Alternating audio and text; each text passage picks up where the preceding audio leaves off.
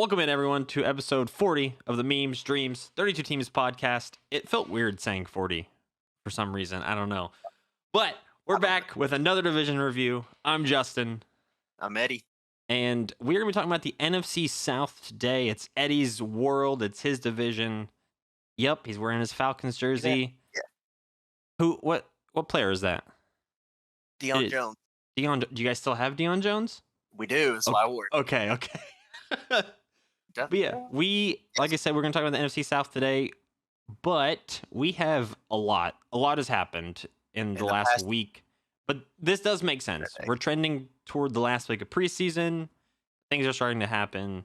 This does make sense. Cuts. People are figuring out who they want. Actually, teams are figuring out who they want. By the way, it's after the first preseason game or after the first preseason week, you cut your roster at 85. After the second, it's cut to 55. And then the third, you have your 53. That is a big jump. That is a huge jump. That's a lot of people. A lot of people that lose their jobs. Unfortunately, yes. But as we've seen in years past, there will be claims off of the free agencies until playoffs, pretty much. Yep. And then people will make practice squads. Some people won't make it. Injuries happen. People get signed. But it's still 30 per team. So 900 people. Yep. 900 players just lost their job in the past 2 weeks, pretty much. But like I said, we have a lot of news. So some quick ones that we won't really jump into too much. Falcons lose A.J. Mccarron to an ACL injury, so they signed Josh Rosen. He has found his 5th home in 4 years.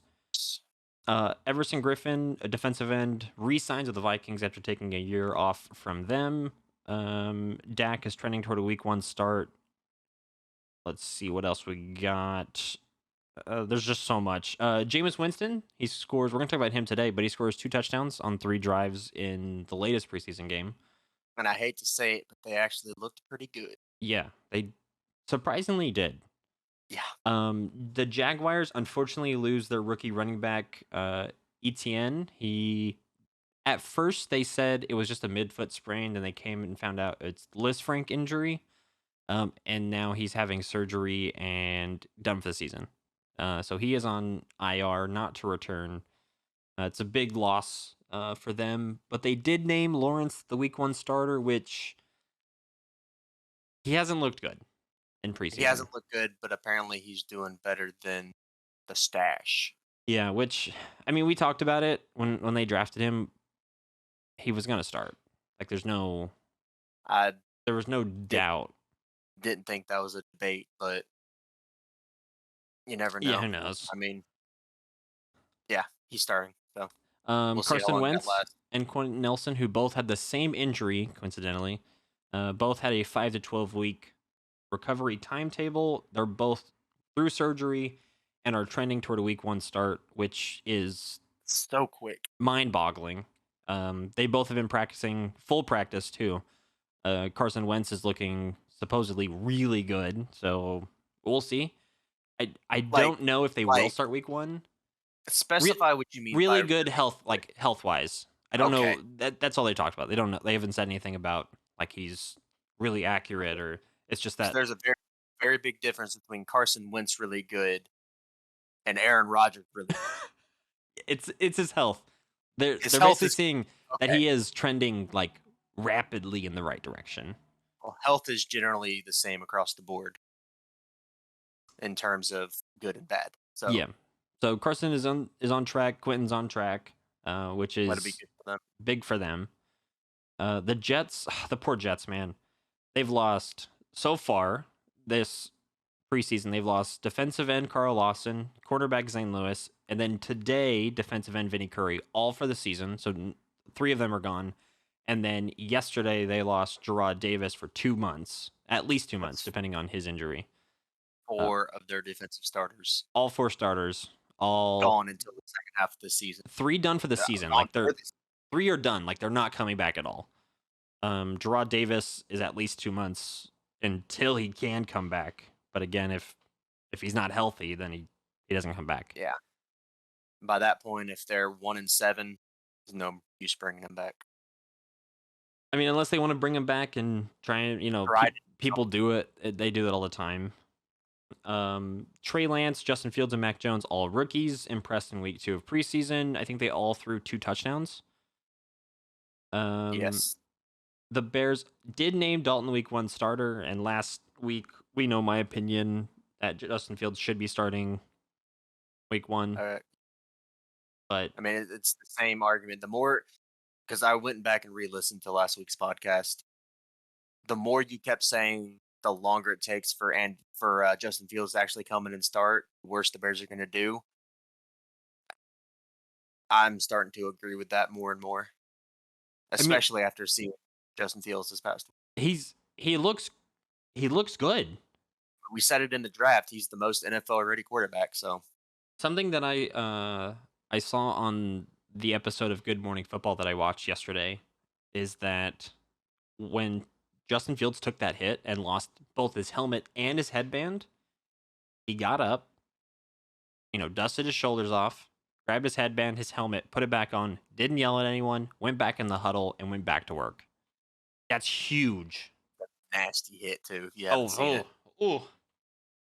I can still see it. Like there's hits that you can just like replay in your mind, and that's one of them. I can see it over and over. And it's not that it was like Dak's injury, like gruesome like that, but it's just because it was basically helmet to chin contact. It was a clean hit. It was a clean hit, which is almost, I don't want to say the better part of that, but the fact that it was a clean hit, and I actually don't know the defender that did it to him, but whoever that was, that's scary because that won't be the last hit he has. If he has another hit like that on someone, there's a chance that quarterback doesn't play the rest of the game. Yeah. So, but another quarterback, Broncos did name Teddy Bridgewater week 1 starter, which I'm not really shocked. Bridgewater over Drew Lock. I feel like that was the inevitable. They picked him up before the draft for a reason, and didn't draft somebody because they wanted Bridgewater. So. Yep. And then another trade happened today, actually. Sony Michel was traded to the Rams. Don't forget, the Rams did lose Cam Akers in the beginning of training camp. And then their starting running back, Darrell Henderson, has a thumb injury that happened today as well. I don't know how long he's out, if it's like a day-to-day thing or something. But getting Sony Michel, I think they traded like a 4th and a 6th or a 5th and a 7th. It was so late picks that they basically got Sony Michel for free. Yeah, it wasn't. And he's a veteran running back that's definitely going to help that team. Super Bowl winning running back. He is actually he scored the only touchdown in the game that the Patriots played the Rams in the Super Bowl. It was that one like 16-3. It was like 10-3 is what it felt like. That was the one that was in Atlanta, wasn't it? That was the dreadful one. Yeah, it was a horrible Super Bowl. But speaking of the Patriots and the 49ers, to my knowledge, are the only 2 teams that have not named a starter for week 1. The Patriots, Cam Newton is looking good in preseason. He's actually a top 5 quarterback in terms of passer rating in this preseason so far. So how much water does that actually hold? It's preseason. You're playing against guys that are gonna be second and third string. But from the Cam Newton that we have seen the past couple of years, to see him actually slinging the ball and being accurate and standing in the pocket and completing passes, it's in the right direction. It's in the right direction. But these guys, not that these guys are on the other side of the ball aren't good. They're fighting for a spot on an NFL team. They're the best there is. But it's not the Darrelle Revises that he was up against doing this. I think it wasn't the Montez Sweat coming at him. I think Cam Newton should start week 1 because I feel like my opinion on Cam Newton is that if you can get him rolling to start the season, there's a good chance this Patriots team could win 10 games easy. I don't remember what we said they were going to do whenever we I think we said like 7. But that was before like Cam Newton really turned it on. Yeah. So I don't know. I think it's a good thing for Cam Newton to start regardless, just so Mac Jones can absorb as much as he can before he actually has to get in there. Now, whether that's 1 week or 1 season, everything's going to help Yeah. him at this point. So we'll see. And the 49ers, Trey Lance is looking good. In their preseason game, he threw a pick in his first drive and then came back and then scored 14 points in 2 drives. And I would take that from a rookie quarterback any day. I'd I'll take that from any take that quarterback, from I should any say. quarterback. If you can bounce back, to be able to bounce back from throwing an interception on your first NFL drive to recomposing yourself, coming back in the game, and do what you're there to do, I'll take that at anybody because we've seen Aaron Rodgers, Drew Brees, Tom Brady, Dak, Matt Ryan. We've seen all these guys get rattled after throwing an interception. Yeah, so we'll see. We'll see what if Trey Lance does get the job or if Shanahan's gonna stick with Garoppolo. He said, and he quotes, "I've got a pretty good idea." That doesn't mean. Yeah, so he says, but as soon as you guys can see with everything, I don't know our schedule a couple days from now, so I've always had a pretty good idea, but there's a lot of days between now and then at every position. It's just simple, like, I think I know who I'm going to start, but I'm not going to tell you. This is the opposite situation for me than the Patriots. I don't think Trey Lance benefits too much sitting behind Garoppolo. I agree. Yes, Garoppolo has 4 or 5 years of NFL experience, but he hasn't looked great apart from the 4 games he started in New England. Yeah, but that system was Belichick's system. Was built for him. Not I don't feel like Garoppolo fits. We can talk about that. That's next week, but yeah, I feel like Garoppolo doesn't really fit Shanahan's system. I think he needs a bit more of a playmaking quarterback, personally. But this is the NFC South, so we will transition into Team 1, which is going to be the Carolina Panthers, who their offseason wasn't terrible. It was in the right direction, but it was active. Very active. But 1, 3, 4, 5, 6, at least 8 signings. And a trade. My thing with this team is they're still missing a quarterback. They have not had a quarterback since Cam Newton's MVP season. Yeah, Cam Newton was still there, but he wasn't the same after that season. And then for whatever reason, they went through. Was Jimmy Clausen there for a season or half a season, and then pretty sure they had Kyle Allen, I think, and they had Kyle Allen for a season. And they had Bridgewater for a little bit. I don't know. I like Sam Darnold though. I liked him at the Jets just because not because of what he did at the Jets, but because of who he is. He's smart. He's brilliant. He's football smart. And at the Jets, he didn't have an offensive line to help him. He didn't have receivers to help him. Not that he has that in Carolina. But I think they're better off than the Jets were. The benefit to coming to this team is that he gets to reconnect with his wide receiver from New York in Robbie Anderson. Yes. So that is a huge thing going into this. Yeah. Which Robbie Anderson was, I don't remember, this was 2 years ago or 3 years ago, came out of nowhere and just lit up everybody he played for about 6 weeks in a row. I'm still like a little bit older. I'm still shocked by the Sam Darnold trade. They give up a 4th and a 6th, which is fine. They also gave up a 2nd-round pick for Darnold. They gave up a 2-4-6. He's young. He's football smart. If they can build around it, and they've already got Christian McCaffrey, they've got. We said this before. They've got receivers. I don't think they have a true number 1. Robbie Anderson's about as close as you can get having a number 2 at play your number 1. Doesn't have a tight end. Their offensive line is middle of the pack. So they've got some pieces to help Sam Darnold that he definitely didn't have in New York. I It's don't think it was a bad move. it's so hard with this team because I'm trying to like analyze their roster, and it's just average at Outside best. of Ac- outside ac- of Sam Darnold, Across Christian the McCaffrey, entire Robbie Anderson. team, it's just average at best. They don't Yeah, we you don't there's about except 5, 6 literally names on. if there are 53 players, I'm gonna be blunt with this team.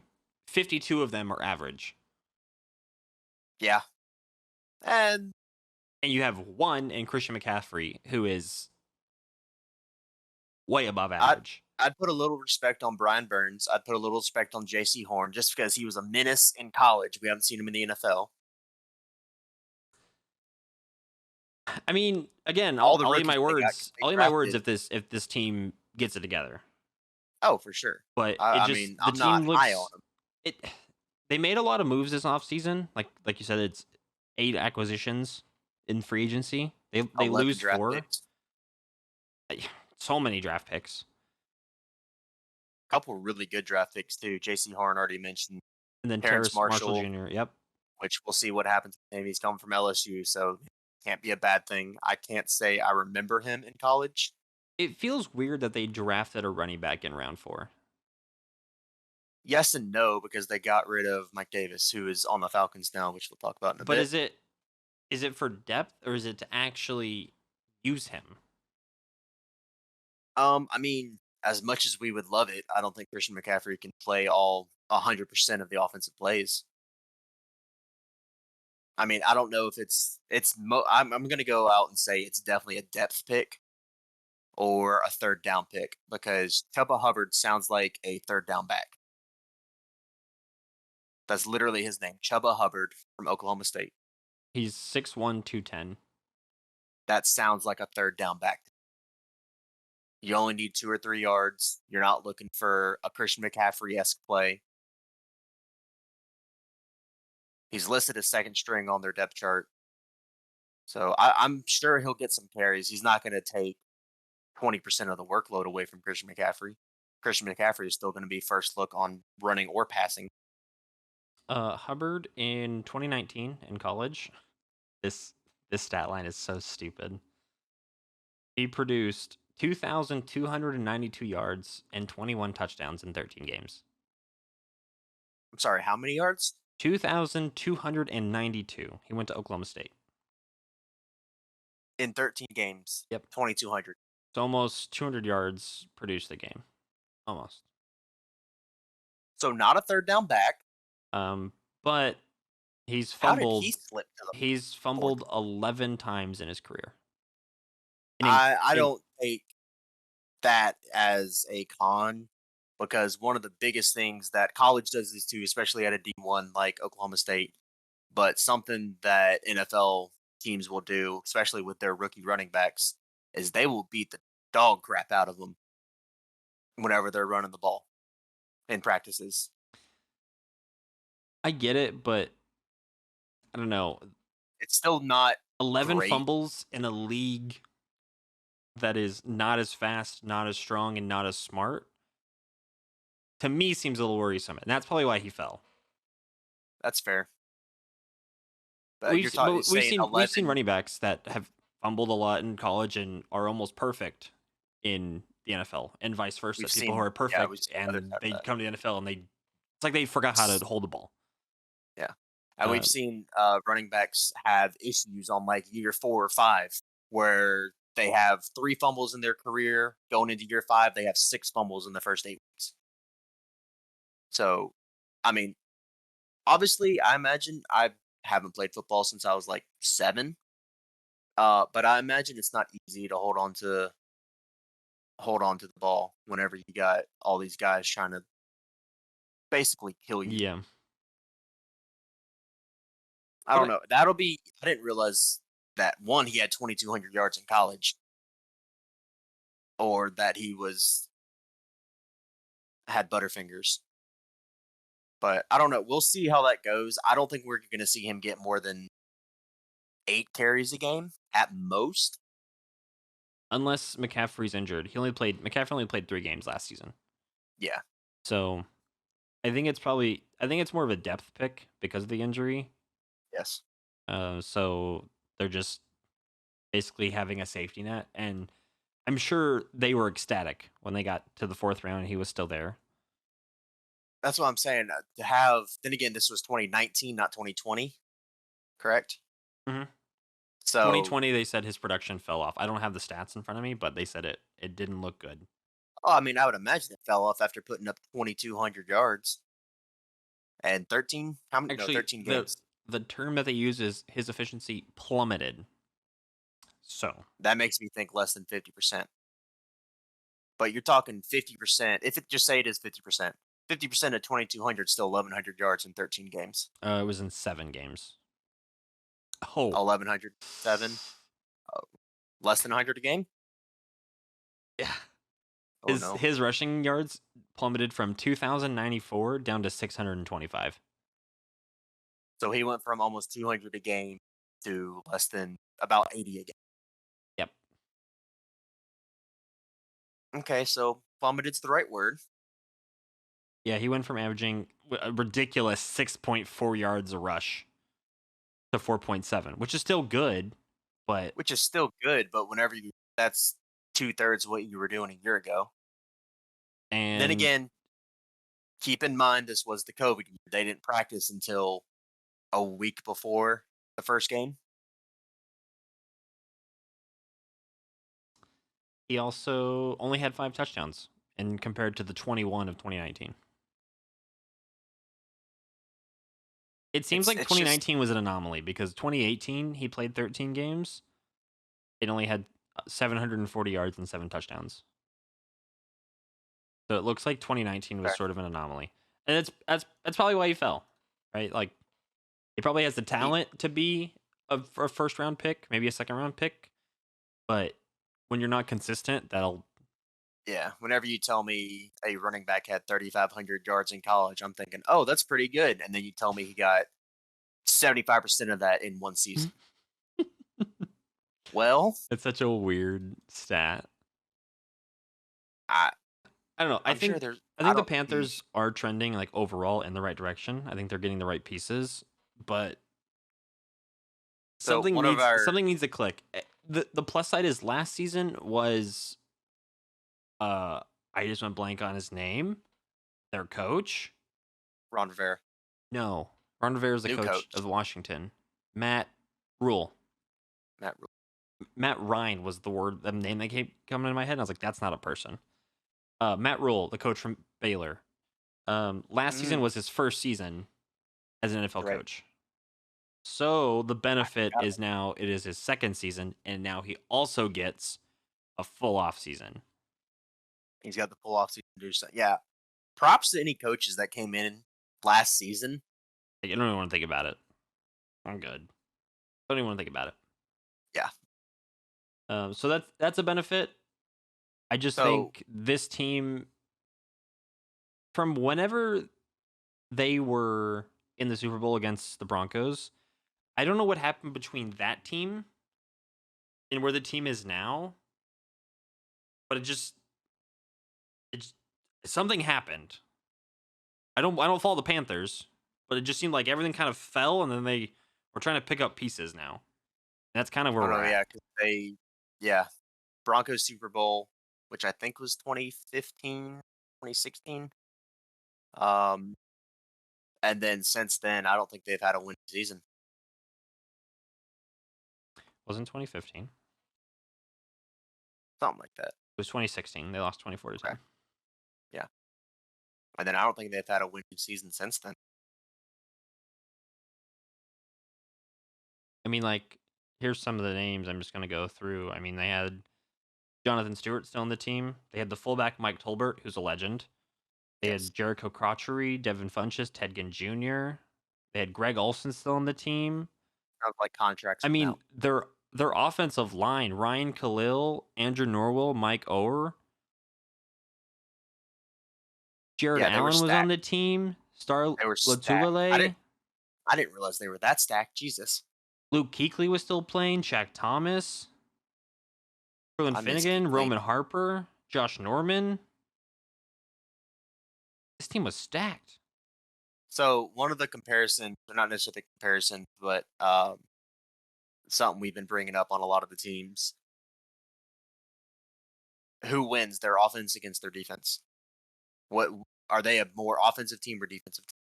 I think their offense wins. I think it's Take McCaffrey out of the equation. their defense wins. Okay. That was the same thing I was thinking. Their offense with McCaffrey over their defense, I think, is 60-40. Yeah. It's insane to think how good McCaffrey without really McCaffrey, is. their defense wins 55-45. You good? Sorry. That was the loudest thunderclap I ever heard. It's still going. Okay. But I don't know, man. I think this team, Sam Darnold needs to get it together. Like, let's be frank. And fast.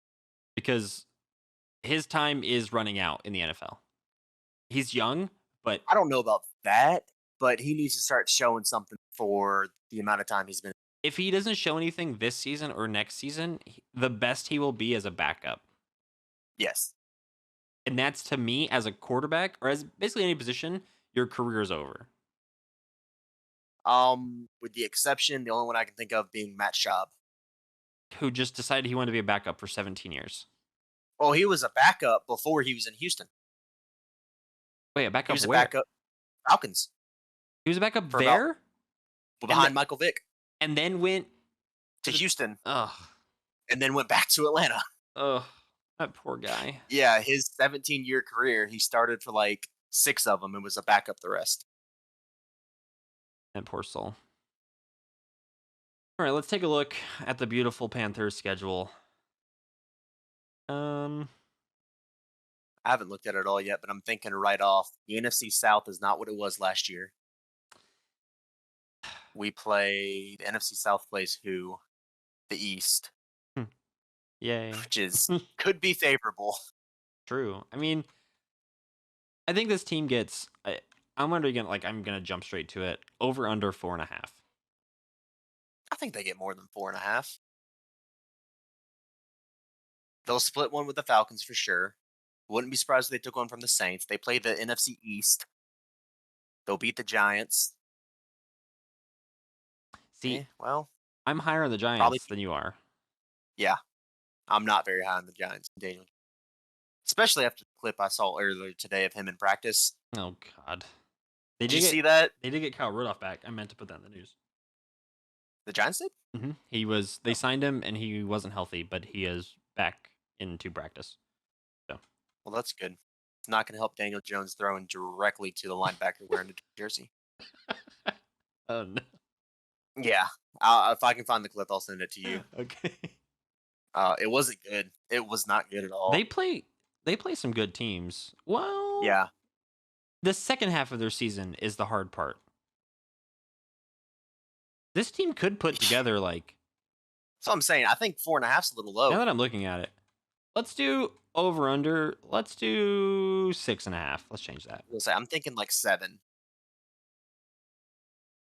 Because the Jets, it's a rematch week 1 or a homecoming week 1, I guess, however you want to put it.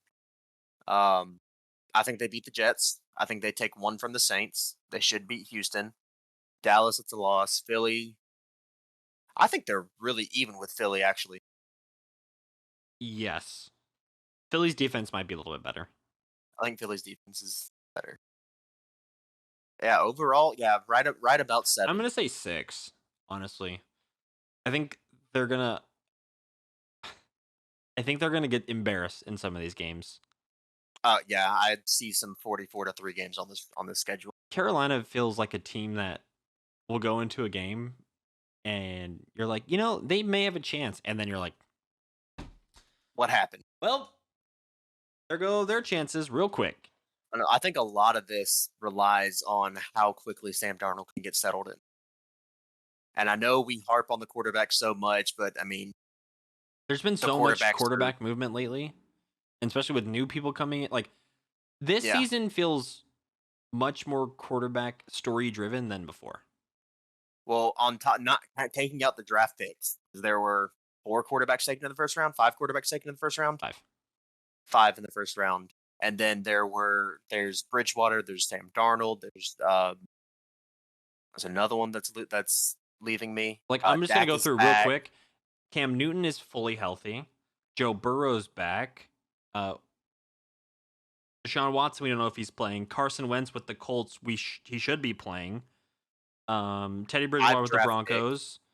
I'm trying to stick away from teams that got like with a draft pick. Okay. Matthew Stafford with the Rams.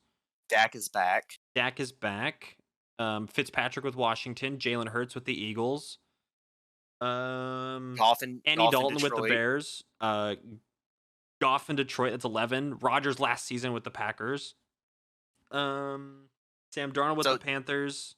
The Saints don't know who their quarterback is. That's 14 teams that I just went through. That's 14. Quick.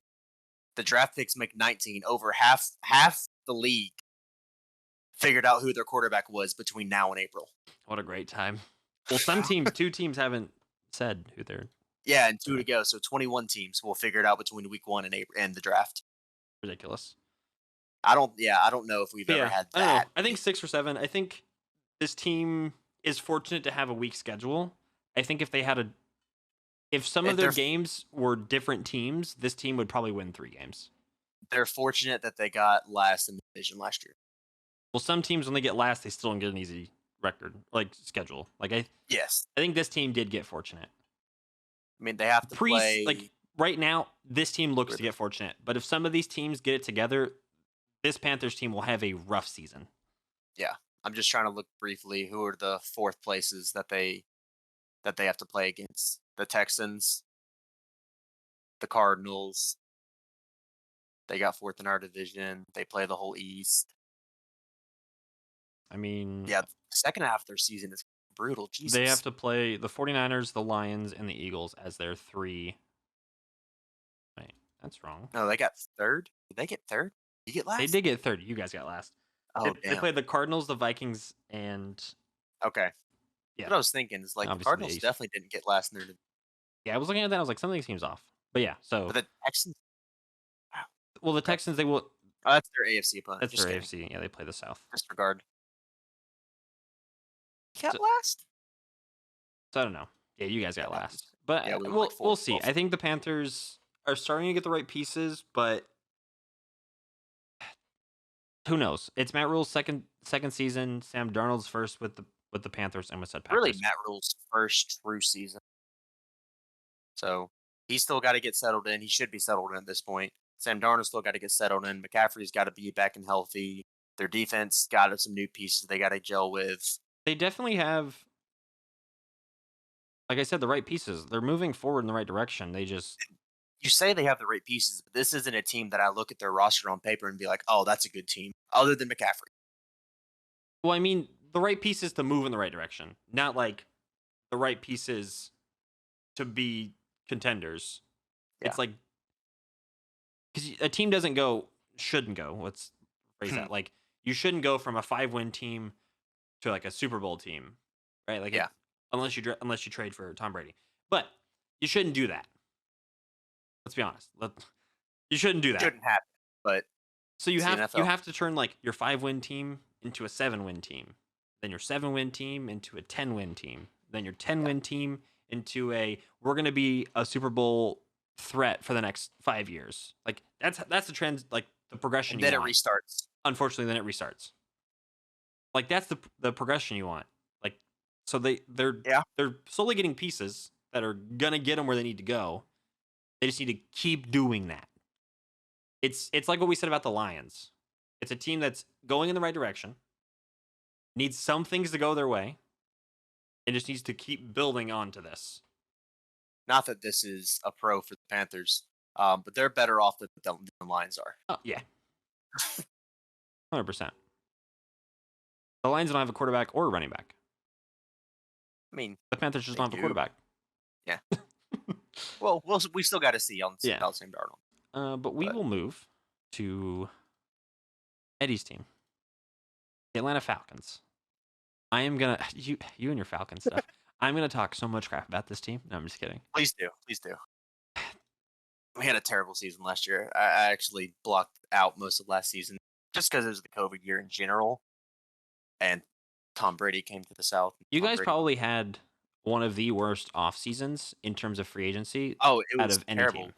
We didn't do anything, or we just didn't do anything, and I think that's a lot to do with new coach, Who is your guys' new coach? Arthur Smith, Okay, Titans offensive coordinator. that's right. That's right. That's right.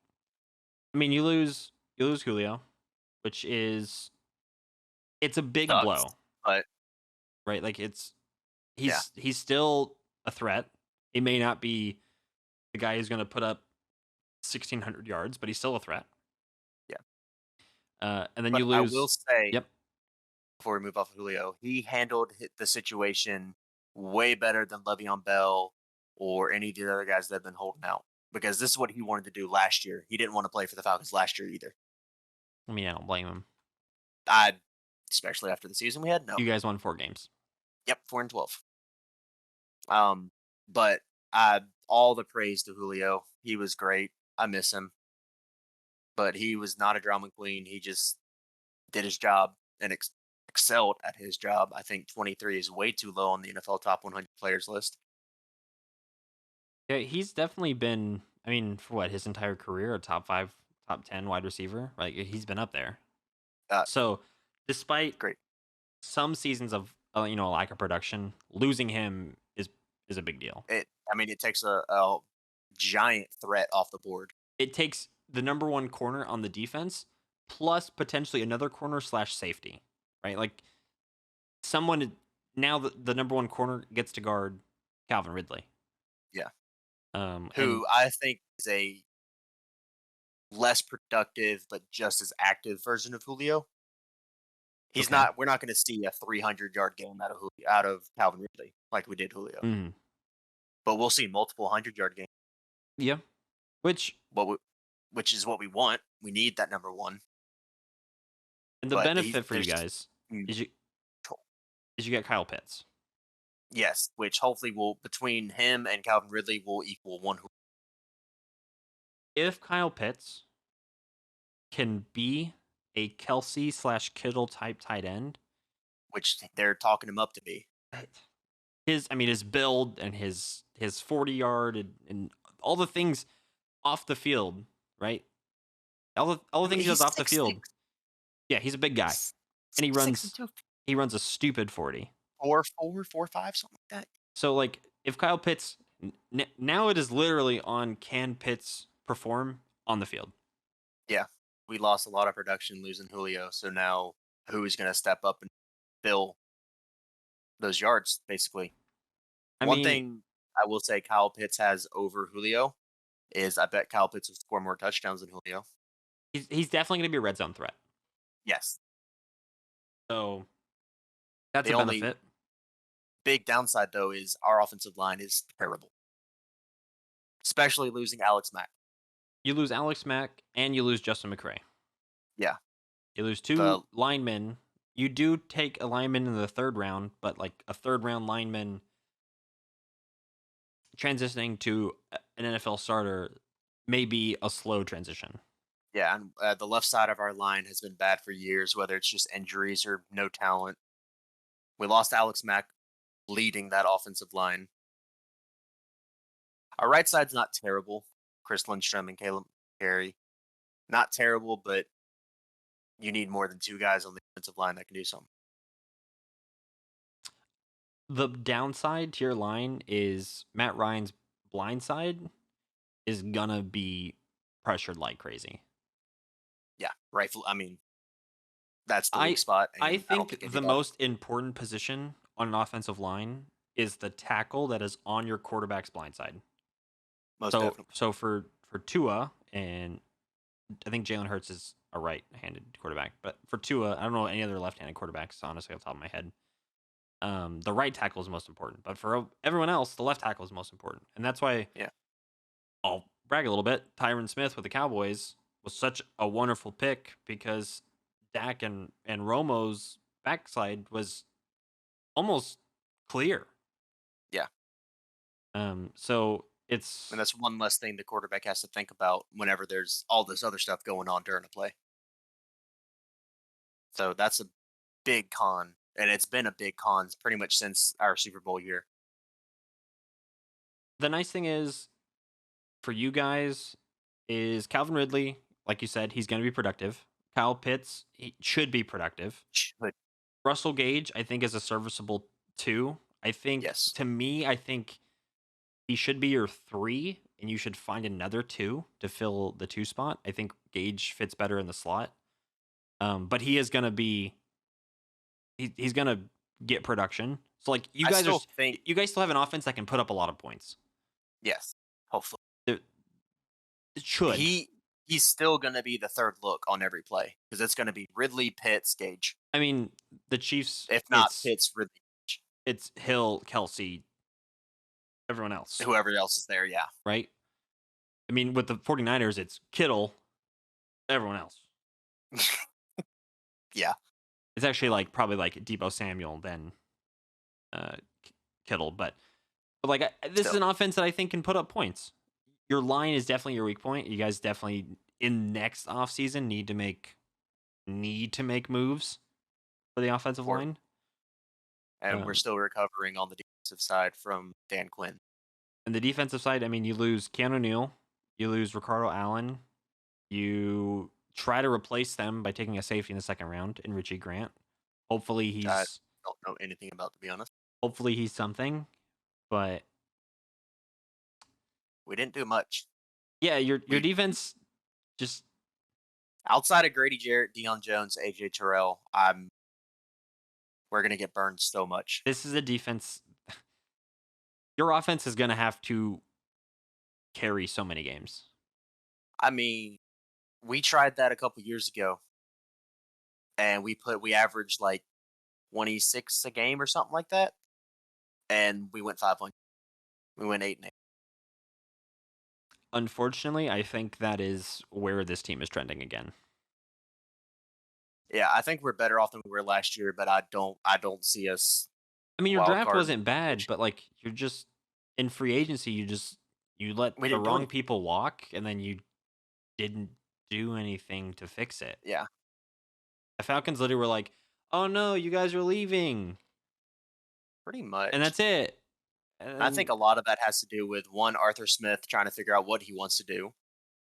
And then he came in to Julio Jones wanting out, so that was a big thing we had to figure out. It was either figure out how to pay him and have no money left over for anything, or let him go and pick up the pieces afterwards. Yep. Which he let him go and then didn't pick up the pieces afterwards. Yeah.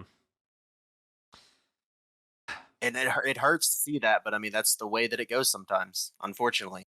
Let me ask you this question about the Falcons. How many more years do you think Matt Ryan is your starting quarterback? 3 at most. That is a bad sign. Yeah. Oh, yeah. Because we don't have anybody. I was going to say, you have no one behind him that you are confident in.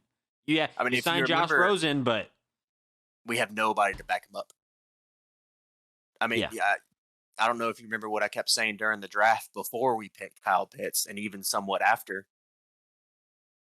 I wanted Justin Fields. I wanted a quarterback, preferably Justin Fields, because we need somebody to replace Matt Ryan in the next 2 years, 3 years. Who you guys should have taken was Jacob Ellinger from Texas and let him sit, because he was a late round pick. He would have been perfect. Yeah. But then the other side of that is we had the 4th overall pick. Don't immediately need a quarterback. And there's this 6'6", 250-pound monster that also runs a 4.4. The thing with Kyle Pitts, it's you guys were in the unfortunate spot. We talked about this during the draft, but you guys were in the unfortunate spot that you just take the best player. And that's exactly I believe that's exactly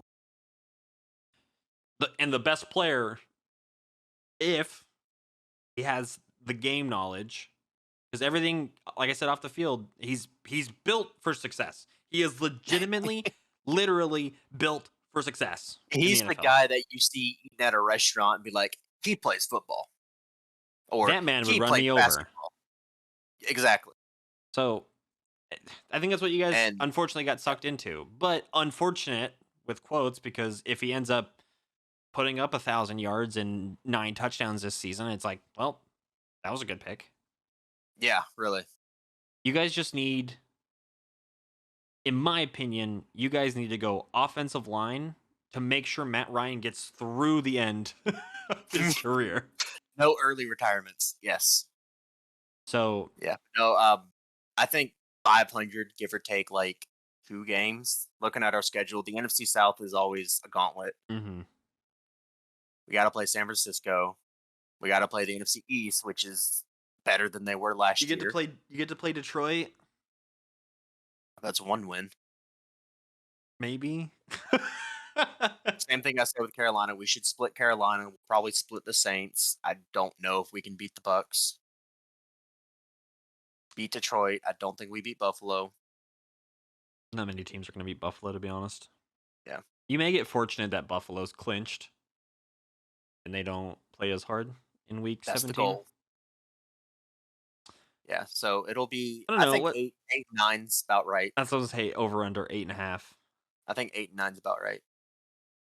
If you had to predict, Exact outcome, yes, taking my bias out of it, 7 and 10. with your bias, 10 and 7. nice.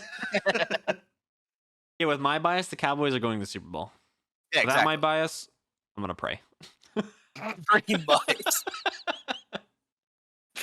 No, I'll still be. I give you screaming at guys. the TV. I'll still be screaming at the TV for 17 Sundays. I'm gonna give you guys 7, and I think it's a mixture of a defense that is not strong enough, like not close to being strong enough.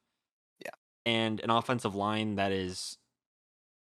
Matt Ryan's gonna be running a lot, and I just hope for his sake that he stays healthy. Well, he's done very good about it, actually. I saw something today or yesterday. I think it may be what I sent you earlier today, actually. About Matt Ryan backup is the best job in the NFL. In 13 seasons, he's missed 3 starts. So staying healthy is not too much of an issue for him. I mean, I think this might be the worst offensive line he's had, though. That is also true. So, again, for his sake, I hope he stays healthy. I can think of 1 year that we had a worse offensive line. The last season of Mike Smith, which was like 2012-ish. Okay. It was terrible. It's been a while. Went like 2 and 14. Oh, it's been a while. And unfortunately, 2012 was almost a decade. Yeah. But I don't know. I think 7 to 8 is where I see this team. I'm thinking 7. But I could realistically with your 7. offense and just like the production, I could see you guys getting up to, as like max is 10 for me. But I do see 7. 7 to 8 is something last thing about this, and I'll move on. I would say the Jets are an easy win, but the fact that we're playing them in London, I think any game in London is a coin flip. That's fair. Jet lag or something. Actually, I'd be interested. That may be no, because it's the day before. No, it's a Sunday morning. What? I was gonna say it may be the same. Like a London game may be the same as a Sunday night game if they just kept on the same time. It's 6 hours to Central, so it's like 4 a.m. It would be 3 a.m. 2 a.m. 2:30 Central, so 3:30 for you in the morning. No big deal. So hopefully they leave Atlanta after the Washington game, go straight to London, and they get acclimated. Yeah, they should, but I'm not sure how that works out. But yeah, they should. We'll see. But like, I don't know. I think you guys definitely need it. You're like, again, I'll finish this up. Your draft was the right direction. Your free agency was not. Our free agency, we could have done nothing better. In a way, it canceled each other out. Pretty much. So your offseason didn't do anything to help you or hurt you. Your team almost, in a sense, stayed the same. Pretty much. Which is only good if you are the next team we're going to talk about, Tampa Bay Buccaneers, who didn't need to do anything. And in fact, didn't really do anything. They have all 22 starters. They have all 22 starters, and they lost a backup tackle. Yeah, that's it. Because Antonio Brown is coming back.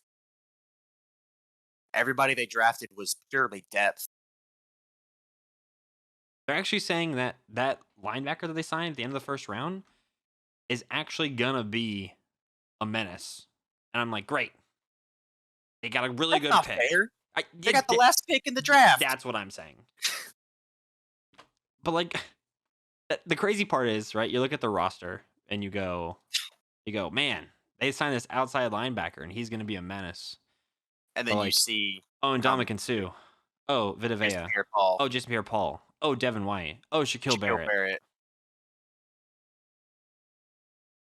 Okay, Man.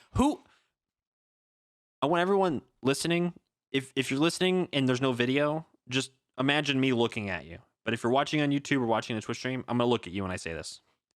Why do we keep letting Tom Brady have good football teams? Huh? Who is it? Okay. Who I got to talk to? Think of last year, this year Buccaneers team. They're the same. Last year's Buccaneers team compared to his New England team in 2019 or 2018. This team is so much better than the team he left behind. This might be like one of the, like, if not the best team he's ever been on, like roster-wise. Top 3. Then definitely a top 3, yeah. Their roster when they beat the Seahawks, when Gilmore made, I forgot who made the game-winning interception. I'm drawing a blank. Oh, but on the one, whoever that was, that roster was talented as well. Yeah. But this team, what's crazy, especially, okay, so I'll say this and then my comment. Looking at specifically their offense, it's crazy to me that I think the weakest link on their offense is Leonard Fournette.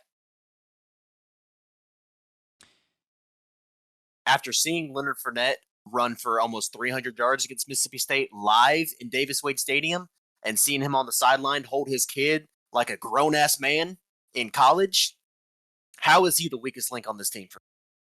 I was going to say the crazy part about them, about their team, right? I'm going to say the offensive line is the weakest on paper, right? Their offensive line doesn't have any superstar linemen. But what the team does well is they talked about this last season. It's why they were successful. Bruce Arians told them, everyone just do your job and we will win. And their entire team just went, okay. That makes sense. And look, they won a Super Bowl. And they're poised to win another one, unfortunately. I really don't know who can stop this team. I mean, because last year we said the Chiefs, and then we saw what happened. This year we'll say the Chiefs. They made the Chiefs look like children. I mean, Mahomes was running all over the field. Mahomes had to throw the ball parallel to the ground. Great throw. Didn't catch it, but still, the fact that he got it off and where it needed to go, great throw. But that's neither here nor there. They lost. I don't know, man. It's even hard. Looking at their backups, like their second string, Ronald Jones Jr., not a bad running back. O.J. Howard, amazing tight end. Scotty Miller, I don't know why I remember that name, and maybe because he did something last year against the Falcons, and I hate him for it. Scotty Miller. Okay, do you remember when the Bucs played the Packers in the playoffs? Last year. Yes. And it was halftime, and Tom Brady threw a 50-yard bomb to end the half. Yes. It was to Scotty Miller. Okay, that's who why literally ran a straight line. And just... And the corner was like, hey, wait. Oh, crap. Like, you're not supposed to do that. Yeah. But the fact that this team has, on paper, 22 starters, or they could only have 22 starters, but they could send half of their second string to another team, they'd be a starter on another team. I would agree. This team is, like, we talked about it. The team didn't need to do anything. When they re-signed all 22 starters, it was like, okay, just don't mess it up. No one get injured. Just no one move. And crap. Here we are. Here we are. They have the same exact team they had last year. which I don't know if that's ever happened in the NFL. And the good thing is I'm gonna go sort of like a little extreme here. If Brady were to get injured for any reason, right?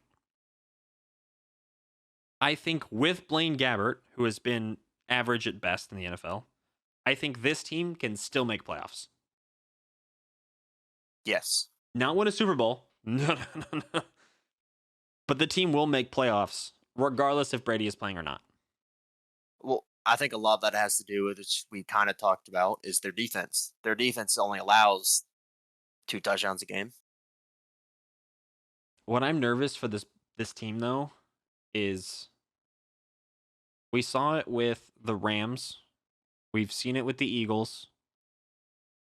When all these players are asking for more money, this Buccaneers team will be, they. Unfortunately, that's the way that it works, and it's a reality for about half the teams at any given time. I mean, like I said, the Rams did it. They made the Super Bowl. They lost to the Patriots. They didn't even score a touchdown in the Super Bowl, which is, anyways. I don't know how you make the Super Bowl and do that, but yeah. And then we saw it with the Eagles. That was the year Nick Foles took them. And Nick Foles, to be honest, like he played well in the Super Bowl, like really well. Oh, he played great. But getting there, he didn't have to do much because his defense just took over. Which is why I think last year their defense gave up 22 a game.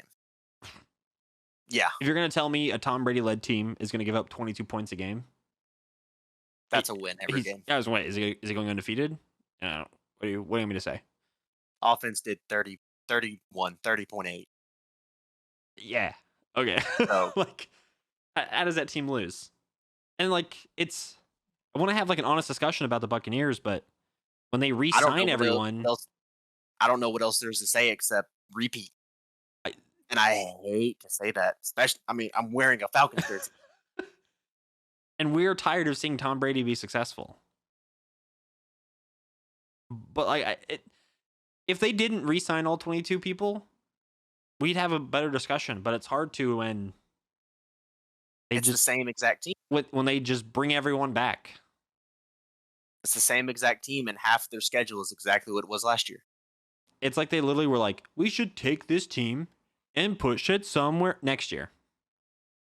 It's literally what you think about, like, oh my God, our team is so good, we shouldn't do anything. And Bruce Arians is like, you're right. And here we are. And the entire team was like, all right, we'll stick around another year. Works for me.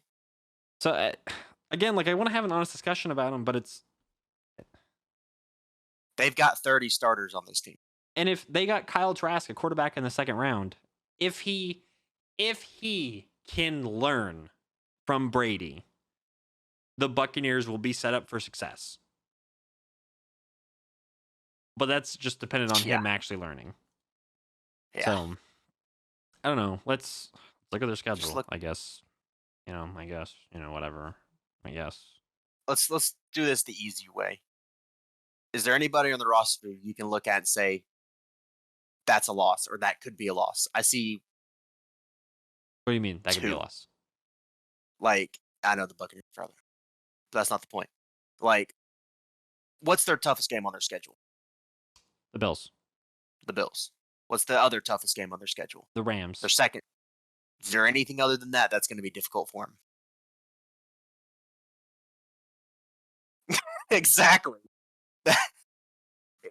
Maybe if the Bucs aren't on their B game, the Dolphins, maybe the Bears, led by Justin Fields, maybe Washington.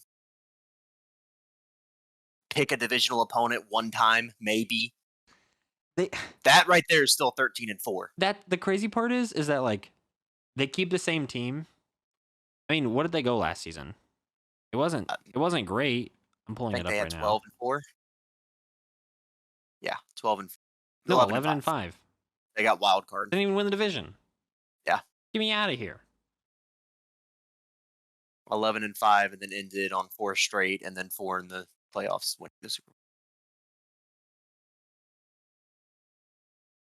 I'm still For so those of you mad that that they aren't played. watching on Twitch or on YouTube, we're both just shaking our head. I, for anyone listening, I try to be brutally honest with things. Like I want to be, right? Like I want to criticize every team if possible. Unfortunately, this is I brutally don't know where honest. to criticize this team. The ticket prices for each game, some of them are really up there, but that's what Tom Brady does. 203 versus Chicago? No thanks.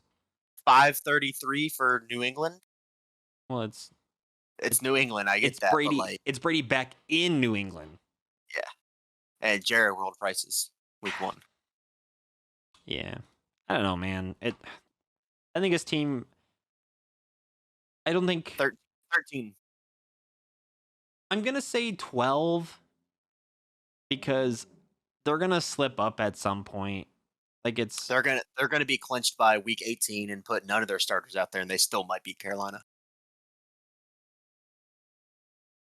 Yeah. I don't want to say it. I'm not disagreeing with you, but I'm not gonna say I agree. Yeah. I think they get 12, and I think they lose a couple games that you're like, what? Why did you lose that? And then they're gonna go to the playoffs and they're gonna beat everyone, make the Super Bowl, and probably win it again. Yeah. And just for one last quick thing, I believe I'm gonna check this before I say it out loud.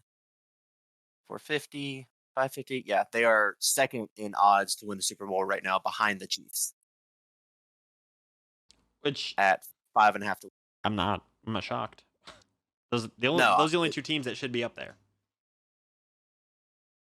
And let's see, real quick, the next closest, the Bills at 1,200. The Ravens. Yeah, the Ravens. Did I do this right? They're really high in the Ravens.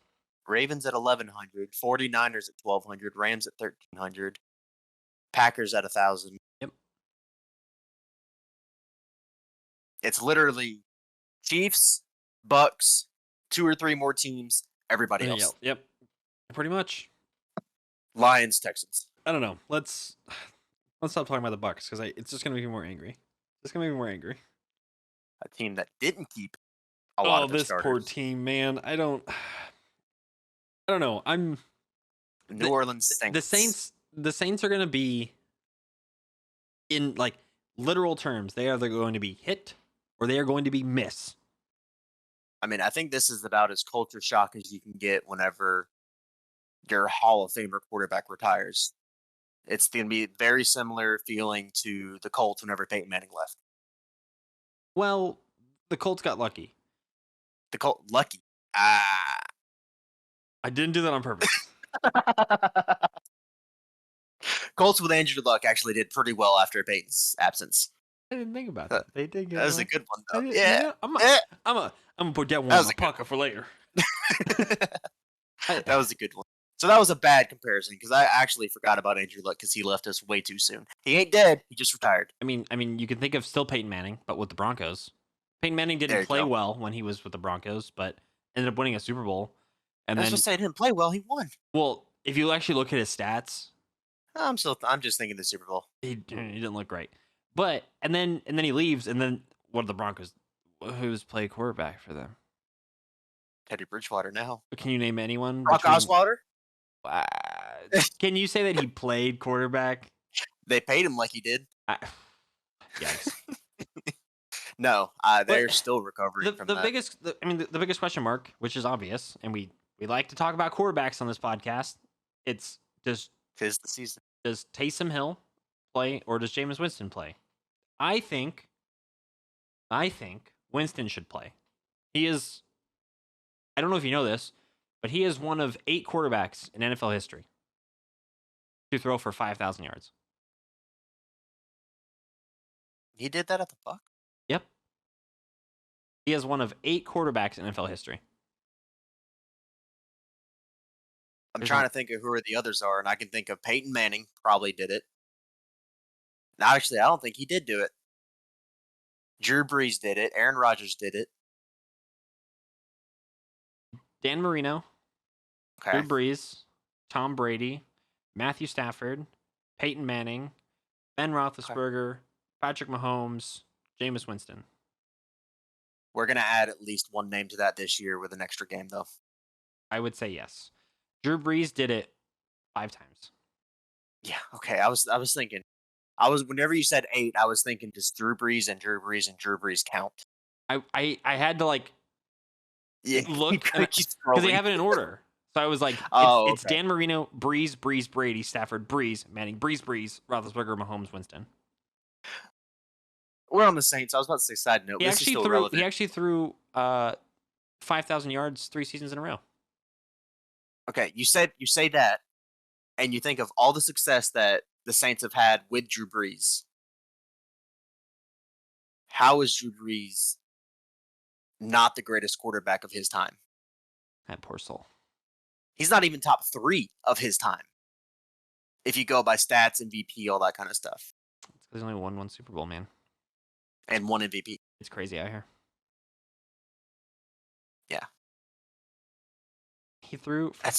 We're so lucky to see all these quarterbacks. I know we've said that before. What's that face? He threw for 5,476 yards in a season.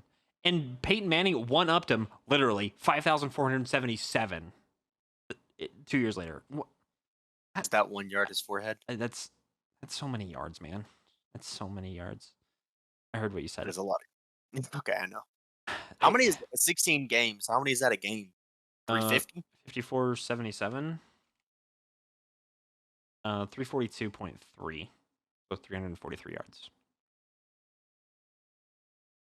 I mean, that record could be broken in 17 games. You just have to throw for 322. You know? I see probably Patrick doing that. Yeah. Probably Tom Brady doing that. But, like, I don't know. Probably. Winston's on that list. He did it in his last season with the Bucs in 2019. Jameis Winston's also the same quarterback and the only quarterback to throw for 30 touchdowns and 30 interceptions in the same season. To be honest, I don't think we'll ever see a 30-30 again. No, because any coach in their right mind is going to pull him. The Bucs just didn't have anybody else. Should pull him, but the Bucs didn't have anybody else at the time. Now they have 22 All-Stars. It's crazy to look at the Saints' departures. I mean, they lose a lot of people. A lot. But if you actually analyze those people, a lot of them are toward the end of their career. They actually dumped Emmanuel Sanders, Quan Alexander, Janoris Jenkins, Drew Brees retired, obviously. Sheldon Rankins, Trey Hendrickson. Like, they dumped a lot of veteran talent, which sucks. But now you hate to lose that. But now this brings in a lot of young talent.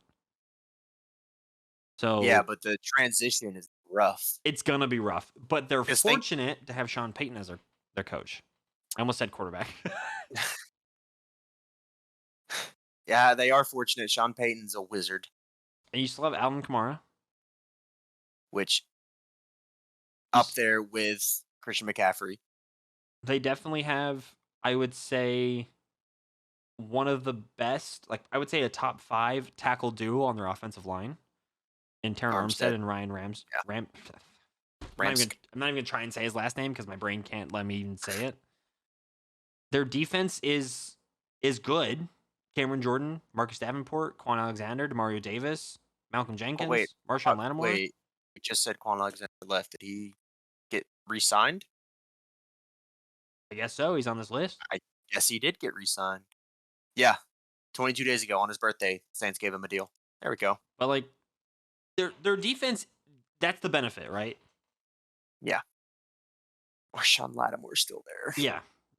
But, like, this... You still have Michael Thomas, who should be signing a deal. It's trending like he's gonna stay with the Saints. I mean, unless a team like the Seahawks or the Packers, which is where a lot of people thought he was gonna go, or the Bucks, unless one of those teams offer him a deal, he should definitely stay with the Saints. I mean, he doesn't have an option really if he wants to play football, but the Saints are not in a bad spot. They're not as good as they were last year because now you've got Jameis Winston or Tyson Hill thrown to you. The one guy that I would say is the person to look for this season on this offense is Marquez Callaway. He put up 2 touchdowns in the preseason game. Both were touchdowns. Where did he come from? It's his second season. Okay. He played at Tennessee. He didn't do much last season. I was going to say, where was he last season? But if you looked at, I only looked at the highlights, but Marquez Callaway's highlights from the last preseason game. Was he the one that Jameis Winston threw the dime to? The one-handed grab in the end zone? Yeah, okay. Yes, sir. So that could be a pretty devastating duo. I mean, you have him, and you're like, wow, that's going to be a great pair. And you're like, oh, but they also still have Michael Thomas? And Alvin Kamara? The one drawback of this offense is instead of having their tight end be their fourth receiver on the field, now they just have blocking tight ends.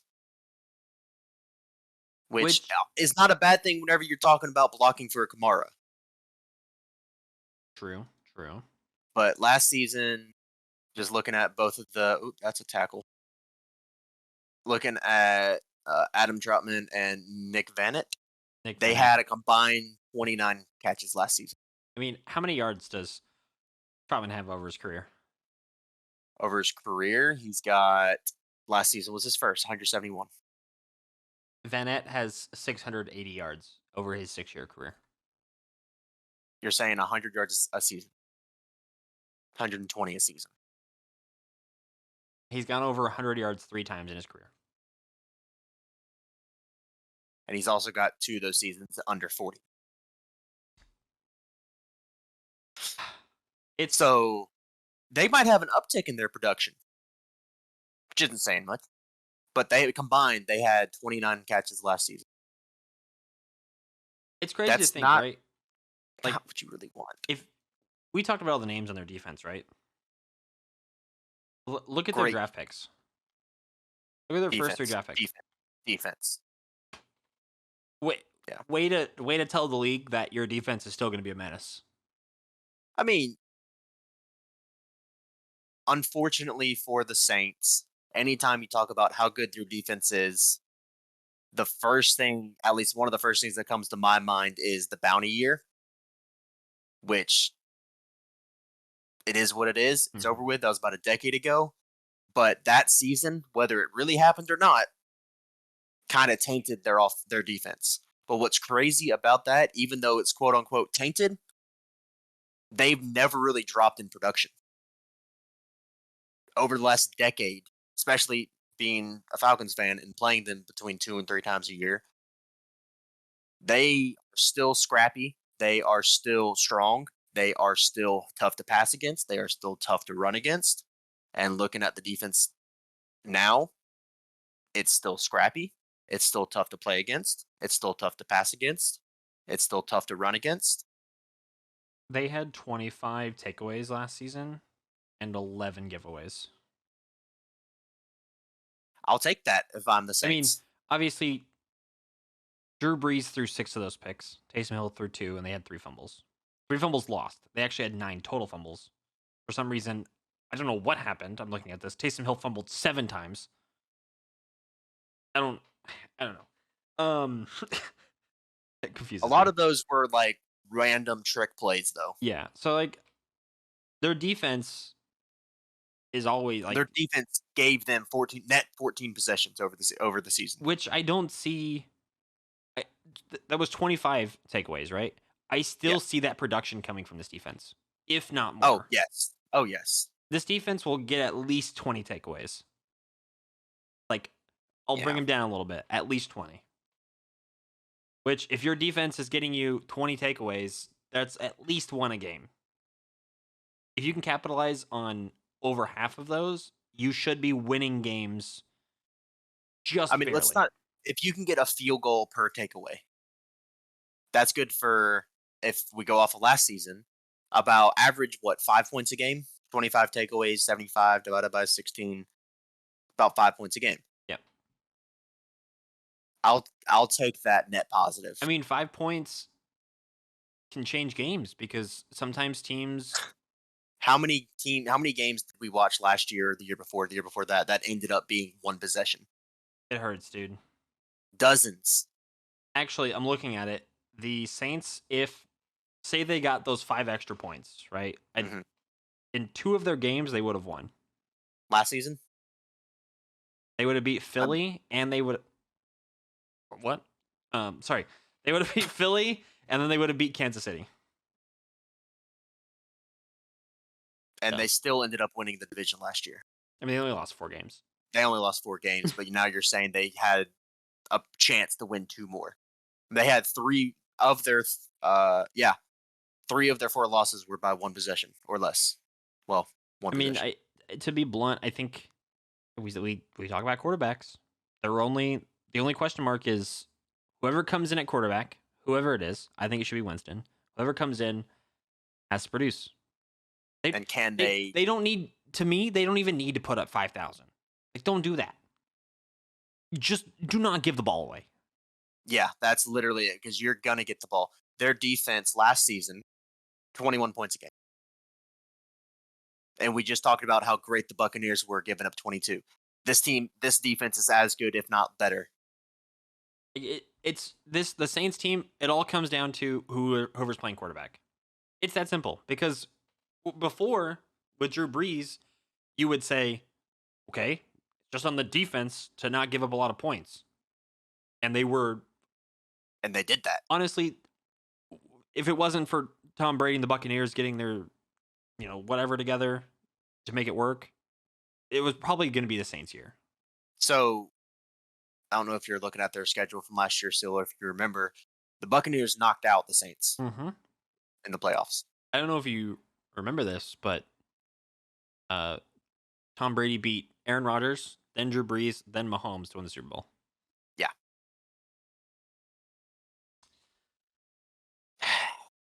This is the hard part too, because now we're looking at their schedule, right? We'll wrap up on the Saints. And since they won the division, they got the tougher. They have Green Bay, Washington, and Seattle. Plus Tampa Bay twice a year because division. I think. I think they're gonna start. I think they're gonna start Winston. I think Sean Payton will make the right decision. And I think I'm gonna say over under. I'll say it. Got my number. 9.5. Oh. You think they get 11? I say 11. Oh. Because I'm just ripping them off. Green Bay. I think they get 10. Tampa Bay, Seattle, the Bills. But keep in mind that teams don't always win every single game they should. No. I know that. I don't know. I think 10. The toughest 5 games on their schedule are going to be the 2 against Tampa Bay, Green Bay, Tennessee, and Buffalo. Man, they play Tennessee, Buffalo, Seattle, Green. Yeah, they don't have an easy schedule. I think they get 10. And I think the reason being is because let's say a game like Dallas. I wasn't going to go there, but thank you. We'll say Dallas. Yeah. I think that's a good matchup for him. I think whoever's playing quarterback, I think Winston, will end up throwing a fourth quarter interception that will cause them to lose the game by 1 possession. So here's the whole thing with the Winston Hill debate for me. Taysom Hill has not been in as many high pressure situations as Winston has. But Taysom Hill has never needed to be in a situation like that. He's never been like a true quarterback. That's the thing. You say that, and I was thinking the same thing until I was just looking at their schedule from last year. He had 3 games last year where he threw for over 200 yards. I mean, Drew Brees was out for a little bit last season. Yeah, and in his absence, they played Hill at starter, and he put up 3 games of over 200 yards. Yeah, but he has 4 passing touchdowns last season. He doesn't produce as a quarterback. How often he has was 8 he? rushing touchdowns and a How receiving often? touchdown. How many opportunities did he have last season? He had 88 completions, 121 attempts. So he's 70. His accuracy was better than Drew Brees last year. Granted, it was a fourth of the throws. He fumbled 10 times last season. Yeah, you can't have that from a starting quarterback. I think Taysom Hill running is back or whatever you are. I think Taysom Hill is the trick play guy. He's we're gonna put him everywhere. The Swiss Army knife of the NFL. Like Quite literally. I don't think he's a quarterback. I don't think he can throw. He's accurate. He has the strength to, but I don't think he can be a starting quarterback in the NFL. He is think high school football. Your starting quarterback is down. The second string quarterback doesn't have the grades to play this Friday night. So you call up the JV guy. Oh no, the grades. You call up the JV guy. That's what Taysom Hill reminds me of. He's not great, but it'll work in a pinch. I just think Winston should start. I agree. Winston should start. All that to say, I think Taysom Hill could do it. I just don't think he can do those high pressure situations. Whenever there's I don't think he can do a 4-minute offense more than twice in a season. Man. I think they get 10 wins. I think they get 10 to 11. Where again, we agreed pretty much on all 4 teams. But okay. I say but.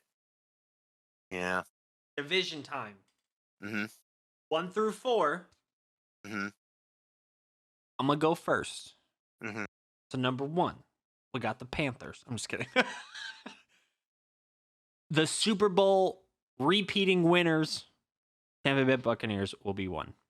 So, and I think not next week. It'll be the week after, which is the September 5th. I think will be the day. 7th, September 7th will be our mega prediction day. Yeah, but are you going to say the same thing that you're saying now? Tampa Bay wins.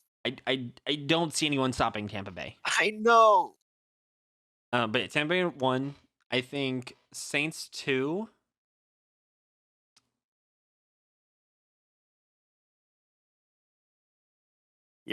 I agree. 1 and 2.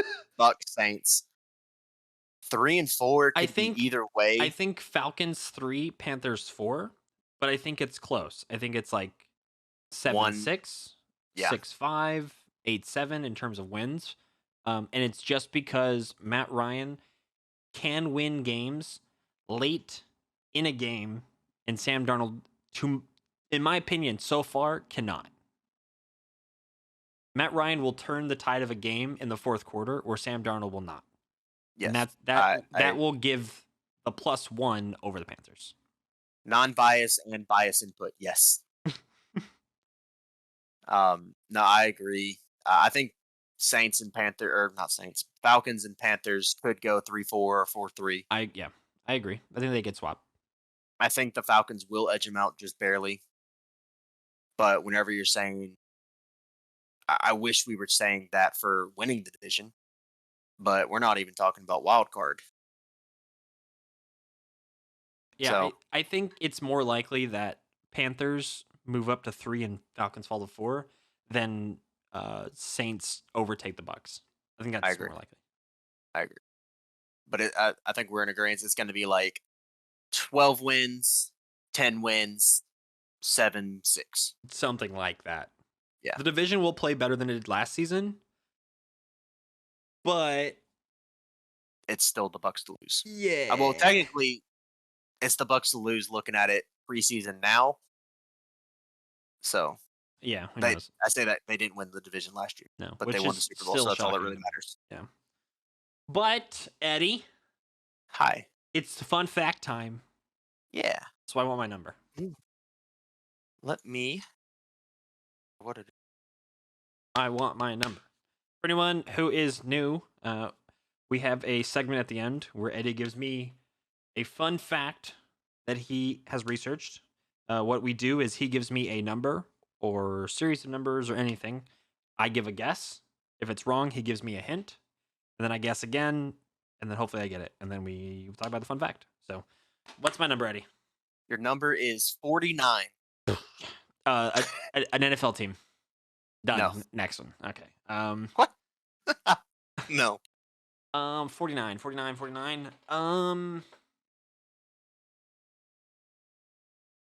The least amount of passing yards by a starting quarterback in a Super Bowl win. That would be impressive. But no. I pulled that right out of nowhere. That was actually not a bad guess. I was like, yo, I'm a genius. Not a bad guess, but not exactly. What's my hint? Coach. The most coaches for a single team in history, not Yes, in a season. We talking about the Browns quarterbacks? No. Who is the most dominant coach you can think of? Bill Belichick. Oh, is it the amount of coaches from the beginning of his career to now? No. Bill Belichick needs 49 wins to become the winningest coach of all time. So think how dominant Bill Belichick is. He is third overall on the list. Wait, who's above him? Don Shula at 328. Okay. George Halas at 318. Bill Belichick 280. Oh my God. Think how dominant Bill Belichick is with his 6 rings. He can average 10 wins in the next 5 seasons because that's what it would take.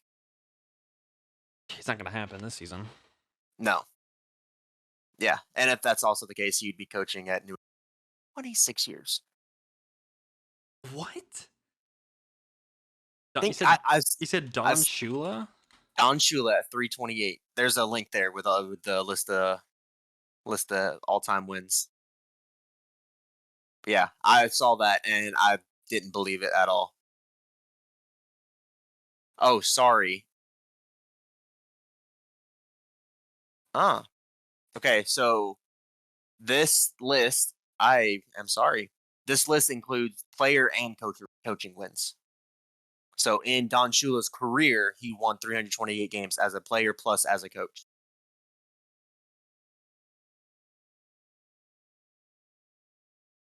Oh, what the heck, man? This is crazy. As a head coach, let's see. Wait.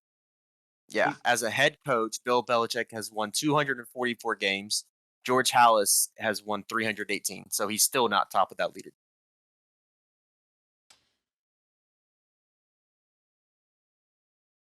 That's crazy. Yeah, think how good Bill Belichick is, and he's not at the top of that list. He might get there, but it's going to take more than 5 seasons.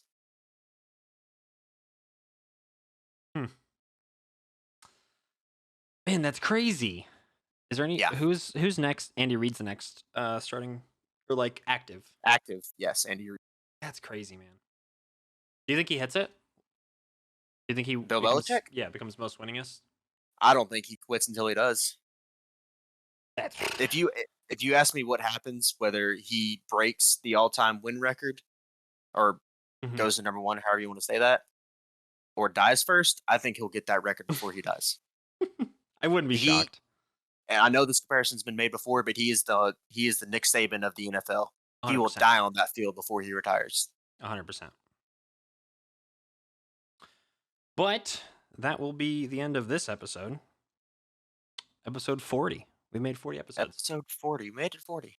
Next week will be our last division review. It will be the NFC West, which I think is going to be probably the most talked about division for this the NFC, there's a lot to talk about in the NFC West. Yeah. All 4 teams are kind of, well, we'll get there. Yeah. But you can find us on Twitter at Memes32Teams. We live stream every episode, usually on Tuesdays. This was Wednesday. But every Tuesday at 7 p.m. Central at twitch.tv/memesdreams32teams. You can find us on SoundCloud, Spotify, and YouTube. Just search Memesdreams32teams. We appreciate you guys hanging out with us. If you're in the Twitch chat, we'll hang out with you guys for a little bit after. We love you guys. We'll see you guys next week, and peace. Adios.